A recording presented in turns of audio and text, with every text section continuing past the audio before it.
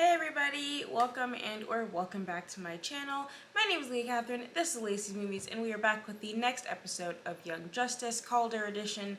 When we left off last episode, we found out that Arion, not Nabu, not Nobu, the lost king of Atlantis, lost because he was brained by a giant rock, is actually alive.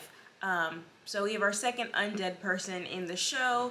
He's apparently been wandering the seas for a couple thousand years, or at least in this timeline he has, and I'm sticking with my alternate timeline theory until proven otherwise.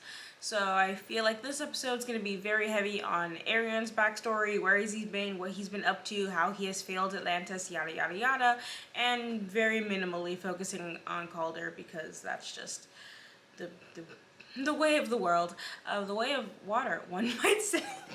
I don't know, maybe we'll randomly cut back to Violet and their quest to understand Islam for no apparent reason. Yeah, I really don't think I have too much else to say or speculate on this episode. I feel like it's just going to be a bit of backstory, but maybe we'll get to see a bit more about what Vandal Savage is up to. And yes, I had to do the Scar movement to remember his name. Maybe we'll see what Vandal Savage is up to, get a little bit more of his plan, and just have something a bit more concrete to hold on to moving forward as far as like what the whole like series or season's arc is going to be. Because as of right now, it's been a bunch of separate storylines that I have no idea how they're going to bring together. Yeah, so in short, I have no idea what's going on, what's going to happen, and where any of these storylines are going. Let's get started!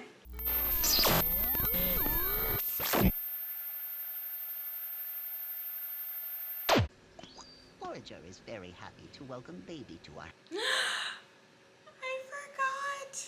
Forager probably knew, right? I feel like she told him before she left. That Bioship will graduate to a new life stage of rest and retirement on Mars. Forager knows Bioship wished for such. Also, did Forager graduate high school? There are good days and bad days. More bad than good, to be honest. I'm also closing up Connor's affairs. That's very painful. Sorrows, prayers. Forager is like, oh, I was kind of hoping for just a, I'm fine. Has Megan Moore seen Garfield Logan? Oh, we're back. Not yet. I imagine he's been busy with Space Trek and The Outsiders and Perdita. Quit, broken up. Forager thinks Megan Moore should go see Garfield Logan. I thought this episode was going to be distracted from Calder due to the Arion situation, but no. Megan's back. And Garfield's back. I guess Violet only got one episode to explore Islam. We've wrapped that plotline up, we're moving on. Also, I love that they included Rocket in this intro, and Rocket has not gotten any screen time. And one could argue, like, oh, maybe her story arc is coming, but like, let's be real. But it has been almost a month since you revealed yourself, and all of Atlantis has been chanting your name. Certainly you can see the need for us to confirm your identity. If it is easier, I can simply tell people I lied about being Arion. We are not trying to make things easy. We merely seek the truth. It's taken you a month to maybe do a fingerprint check or something? But also, how would you even confirm his identity? Like, he predates your entire civilization. Well, not your entire civilization. The civilization existed, but you get my point. He at least predates most of this technology. How are you gonna use it to identify him? The test is not conclusive, but your magical It resume wouldn't is be. indeed a match with Batman samples for both Vandal and Cassandra Savage. Then, Oh. it would seem we have as much confirmation of your immortality as Makes possible. sense. Unless we finally found your legendary crown with surviving hair follicles attached. For centuries, archaeologists have searched for the crown in the ancient ruins beneath Zebel. Those excavations barely go down a millennium. Nah. The Earth consumed Atlantis 12 times that many years ago. But if you've been alive this whole time, why not just go get your crown, like, immediately after? Or did it take, like, 100 years to wake up from the rock incident? Like, just go get it. Before it's been 12,000 years. Don't shift your legs, keep your head straight, back straight, eyes focused on your landing point. Oh, you've got it, you've got it! Yay, remembered him again. exactly what I was waiting for. Get up, let's get try. Try again with all you've got. Even better! Cheerleader again! That's exactly what I wanted in my Calder arc. Arion! Arion! Arion! I mean, I don't know if I'd be cheering. He's been around for 12,000 years and has not shown his face. I'd have some more questions. I wouldn't go straight to, like, crown him king! Exactly. There are Atlanteans below from all 8 city-states. Could you not say something to give these people hope? Hope of what? You single-handedly saved Poseidonus twice. I owed Atlantis that much. If I could sneak away unnoticed, without causing a riot, I would. I mean, I guess at this point, if you did sneak away, they'd all assume that, you know, the king got rid of you because you're a political rival. His attempts to sway the masses now fall on ears that only hear the prophecy. A prophecy that merely muddies the waters. It's pretty exact. Orin, even I must admit these elements of the prophecy resonate with Arion's recent deeds, and understandably with all of Atlantis. Take a covert squad to Zebel to search for Arion's crown. I don't think Calder's that covert.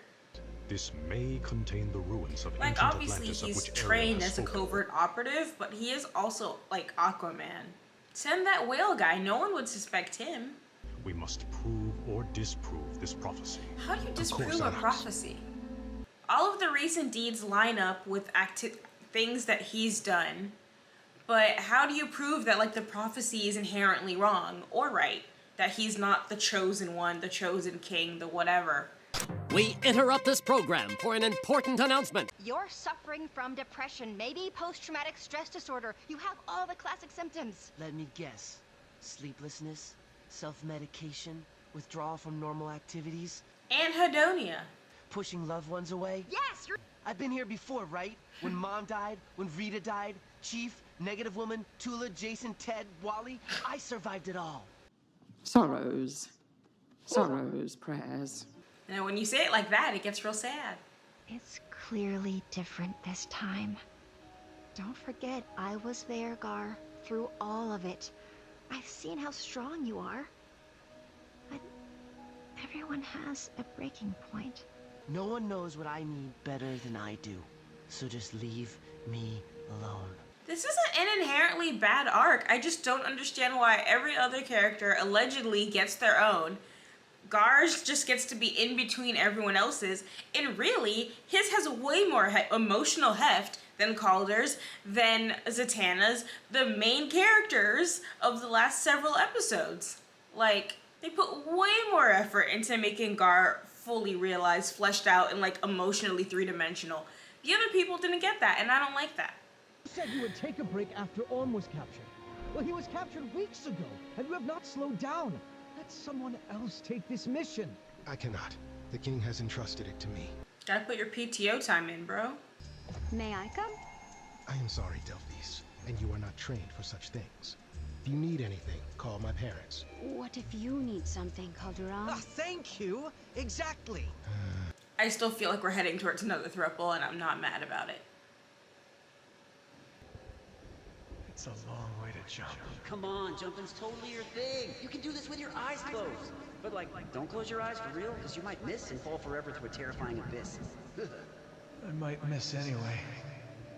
It's a long way to jump. Dude, we'll make it. I want to go back to Calder. Violet. Zatanna even. Some kind of purgatory, so we have to keep moving. Climb the mountain, leap the chasm past the test, and prove ourselves worthy.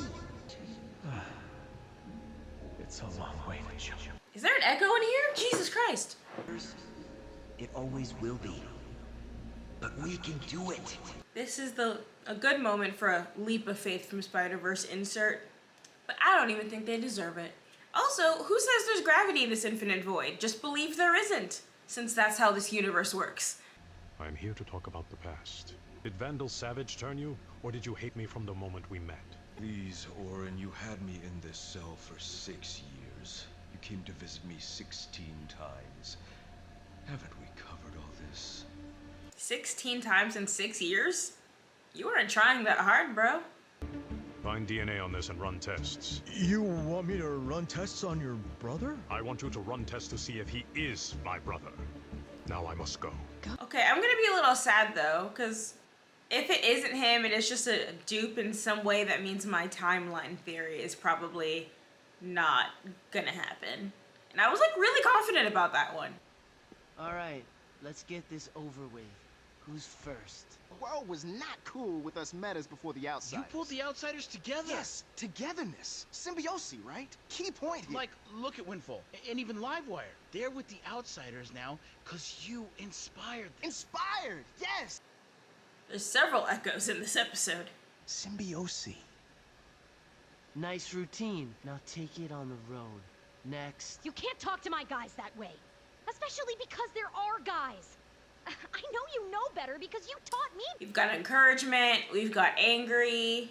We're gonna get like a, I just want better for you. So, okay, if you don't want to lead again, that's fine. But I still need my friend and mentor back. There we go. Good, bad cop and good cop. So, the leader thing? Figure it out yourself. I did. Next. This is actually kind of entertaining. Like, I'm not happy about its placement in the situation, but it was pretty funny. False legend. False legend. Blasphemy! Arion is the true king of his Surrender your throne! Arion! Keep them back. Teach them duty. Let's Hunger Games this shit. We will use the unrest in Zebel to cover our infiltration. This is where we dig. Should not one of us stand watch for guards? Better to complete the job quickly. I mean, maybe one of you should watch for guards. Zebel is in chaos. Only you can restore peace. But yeah, if he shows up, he's kind of de facto claiming the throne? The riots are in your name, Lord Arion.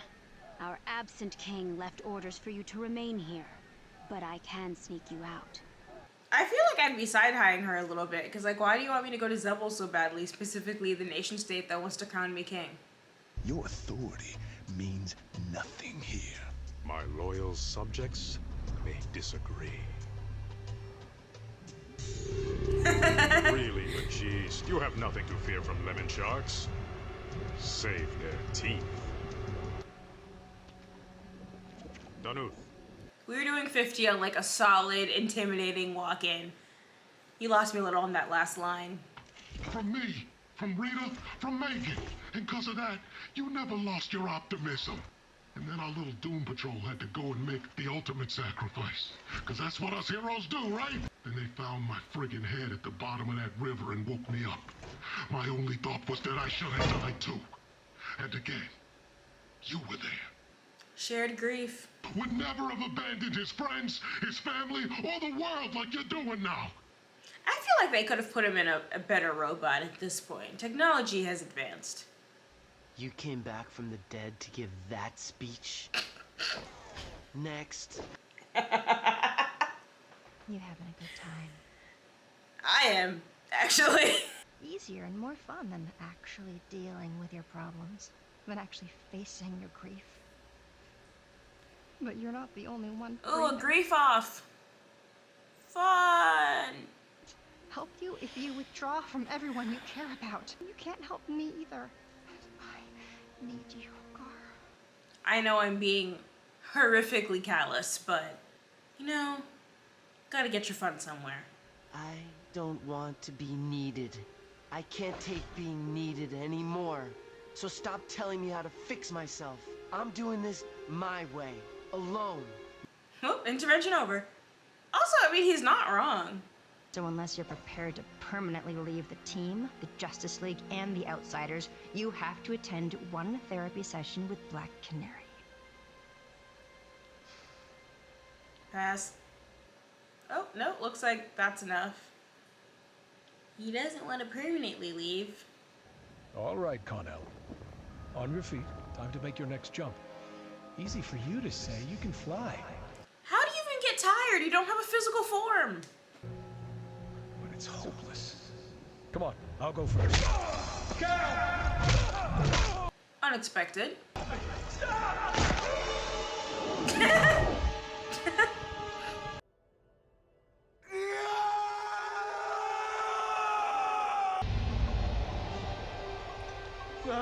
It was me.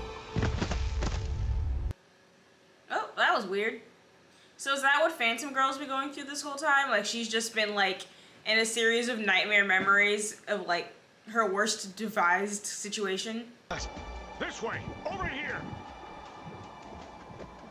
Wow. Too close. I recognize that show of light. Delphis, would you like to join our mission? Yes, you would. I believe I already have. Wow. Did we know the head up there had a body down here? Cave in! Go! Go! But, like, in 12,000 years, no one dug a little deeper? That seems silly. No turning back, then. No. No turning back. But we have a mission to complete for our king. Dig a little deeper. The Orm currently in our prison spoke of our 16 visits together. Visits that never happened. I did go to the prison 16 times, but each time I chose to depart without seeing him. Interesting. This new Orm is a clone of the original. Why clone Orm? Where is your actual brother? I mean, I guess it's just convenient to have a backup Ocean Master if you want to cause some problems, distract Atlantis and Aquaman. I need to have another not chat Aquaman, with called it Lord Aquaman, Arion. but And we have a problem. Arion has disappeared, as has Xian. I feel like we... Forager looks back on Forager's journey to class valedictorian. Eventually, Forager felt Fredbug with 2 G's was a lie and a problem.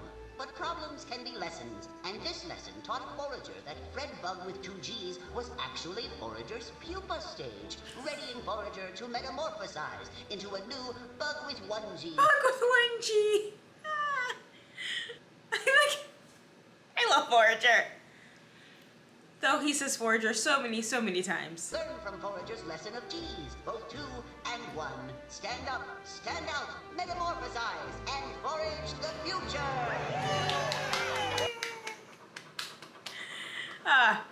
See? It's like such a genuinely charming character. Just sweet and nice. And not all characters can be sweet and nice, of course. And in fact, it's quite irritating when all of your characters are sweet and nice and like just syrupy sweet. But man, when you have that one good character, it works. It really, really works. Well, the bad news is they've massively screwed up my alternate timeline theory, which means we're just doing clones, which is fine. And the idea that the light may clone relevant parties makes sense. I mean, it's not even makes sense. It's literally like historically something we've already seen them do. They love a good clone. They're very useful. They make good spies, they make good infiltrators. And if you need to clone one of your own that you have disavowed but may find later useful, throw them in, cause a little havoc, keep Atlantis distracted, and they don't even know. They think it's the same dude. So,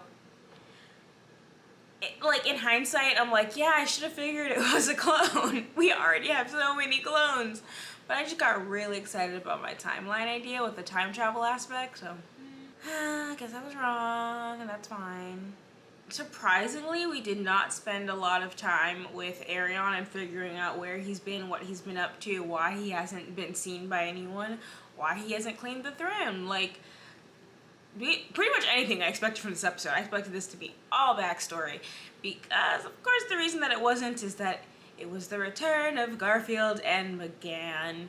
And I feel like I said enough on their part, which is that genuinely, it's not a bad arc. Like, I've talked a lot of shit, and I've made a recurring, we interrupt this breaking news thing situation, which I'm still going to use in this episode, because it makes me laugh.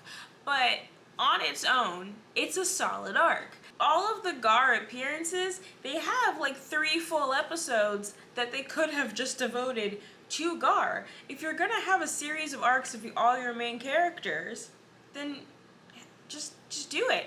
Instead, they do this whole intro, imply in the intro with all of our main characters, the OG team. We start the show, we realize, oh, it's going to be a series of arcs. We're really going to get to dig in with these original characters, including some of the more neglected ones. And what they did was say, the ones we neglected, we will continue to neglect because now it's Gar. Even though the intro promises you the OG team is going to get a focus, we lied. We lied. we simply lied. So, Zatanna's not gonna get that much because we're gonna introduce new characters.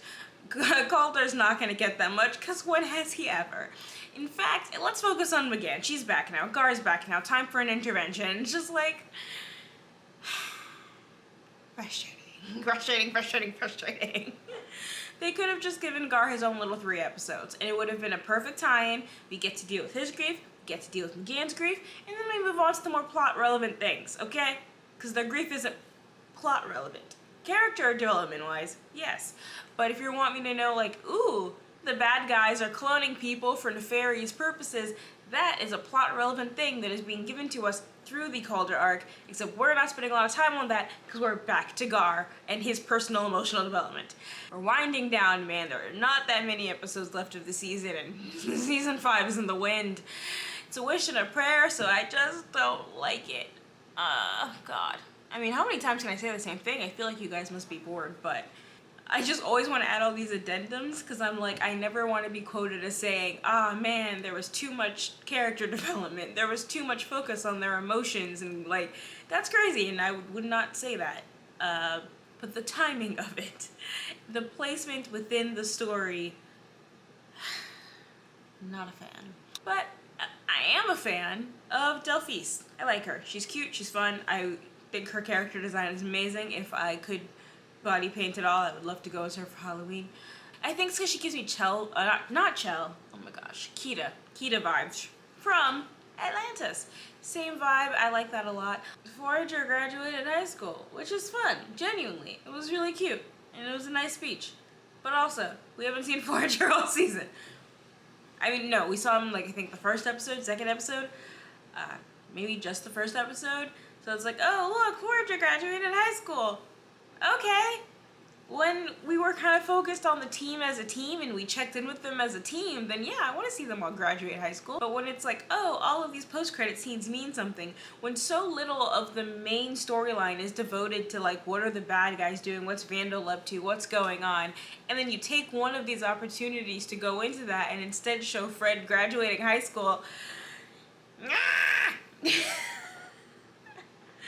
I want to know what the overall plan is. We are too late in the season, and every opportunity to talk about it that they don't take drives me bananas. I feel like I'm repeating myself, so I'm gonna try not to, because that's no fun to listen to, and it's honestly no fun to say or edit, so if it sounds familiar, I'm just gonna stop talking. The intervention scene I found probably more comical than I should have. I don't think they wrote that scene to be comical, but I don't know. I like characters that are mean and snarky, as well as like right after I talk about, oh, I love a sweet little angel baby character that's so pure of heart and good, and then I'm also like, I like that he was a dick in his intervention. That made me giggle. But I did. It was funny. And I think it's the way that I will enjoy watching him on screen is if he at least makes me laugh. Because I never enjoyed him when he was being inspirational. I never enjoyed him when he was argumentative. I never enjoyed him, really, in any of his positive moods. So, if depressed and snarky is what does it for me, I'm gonna take it. At least it means I enjoy his screen time. And then finally, we spent so much of this episode watching Connor jump. Or not jump, or feel scared about jumping, and then start hallucinating his loved ones, dead or otherwise. And then also now he's in a horrifying nightmare where he is his own bizarro version of himself, and he just killed Clark. And then he passed out, which then implies that Phantom Girl has been living in a bizarro nightmare this whole time. But then calls into question what exactly is the nature of this quantum realm. Is it like sucking up their bad energy? Has he been resisting it this whole time because he's like part Kryptonian or something? There was an animal that fed on anger, so theoretically this whole space could feed on misery, maybe. It could just be like an emotional drain. Something in that realm is being powered by negative emotion. But if it was, you'd think there'd be more of those little anger monsters, and maybe they'd be attracted to all kinds of different emotions. I don't know. We really don't have enough information. I mean, at least I don't. Maybe like hardcore comic people will know what this is supposed to be, and they're like, I figured out what that was immediately. I didn't. I still don't. And I really don't think I have anything to make even a semi-educated guess. So until then, we're just gonna keep calling it the quantum realm, and he's in there, still there. But now he's sad. Now he's hopeless in the quantum realm, and tear. Sorrows, prayers. I feel like granted, we didn't really get that much information on Atlantean culture before this. I'm like, wow, I didn't realize that the Atlanteans were such a kind of mystical, like, prophecy-believing, quasi-theistic, like, culture. Because they're like, yeah, sword in the stone, king from the prophecy, he's our king now. Totally, let's rebel. And I think it's interesting because they're kind of put as this like super, magic-y, scientific, futuristic kind of peoples under the oceans, but that they still have these kind of what we would consider a throwback belief system of like the one true king, right? The one appointed by God, prophecy, fate, the universe, whatever it is. Or it's like, oh, well, he was the original king at the heyday of Atlantis when we were still above ground, so he should be our king now. But it seems like logically one would ask some follow-up questions when your ancient king has returned. But I guess not. They're just sword in the stone type. He's good. He checks, he meets all the criteria, we're good to go, put a crown on him and call it a day. What is his stance on any politics? We don't know. Like, he could become king and immediately just be like, you know what, I realize you're all, really concerned about economic inequity between the nation states, but I'm actually going to raise taxes up to 89% and we'll be building marble statues of me on every corner. Taco truck on every, like, they don't know anything about this man, but he fits a prophecy, put a crown on him, and that's silly, but it is interesting, at least for people I didn't know much about. I'm like, oh, okay, that's kind of fun. I like an Arthurian fantasy kind of moment, and it literally King Arthur. So an Arthurian fantasy moment with a literal King Arthur, like, that kind of works for me. If we were in fact spending all 4 episodes focused in Atlantis, this would be a very fun thing to explore. But we need to watch Connor jump, so of course there's no time. Yeah, I think that's all I have for this one. So thank you guys so much for watching. If you enjoyed this, please like, subscribe, comment, etc. All those good things that make me very, very happy. If you don't want to do any of that, but you've watched all the way to the end of this video, thank you. I still really, really appreciate you. You can follow me on social media if you are so inclined. And I'll catch you guys next time. Peace!